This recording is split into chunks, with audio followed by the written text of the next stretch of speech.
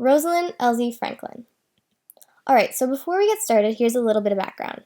Rosalind Franklin was born on July 25th, 1920 in Notting Hill, London, England. She was one of the leading scientists in X-ray crystallography and did notable research on cold chemistry and virus structure, but is most famously known for her contribution to the elucidation of the structure and function of DNA. Throughout her short 16-year career, she published 19 articles on colds and carbons, 5 on DNA, and 21 on viruses. So at some point during her career, Rosalind Franklin began to work at King's College, and the feud began.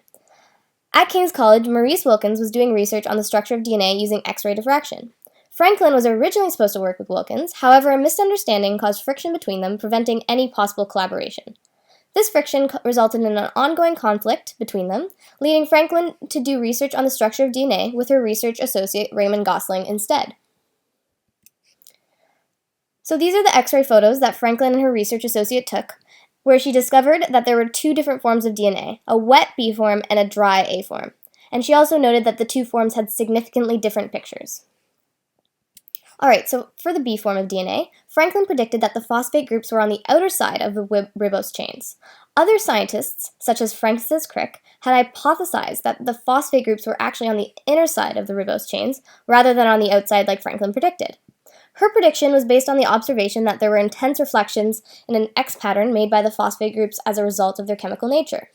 She also predicted that the B form was probably helical in structure due to the clear X pattern observed in the X-ray image. Now for the A form of DNA, it did not initially suggest a helical structure, and Franklin spent over a year trying to resolve the differences between the 2 forms, the A form and the B form.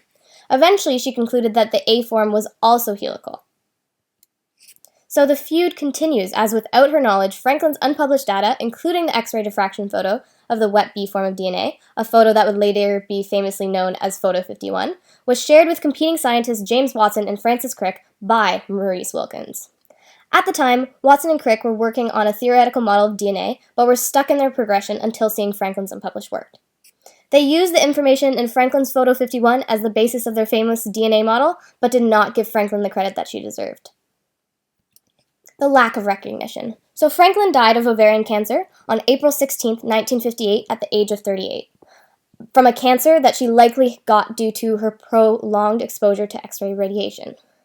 Watson and Crick now won a Nobel Prize in 1962 for their DNA model, 4 years after Franklin's death.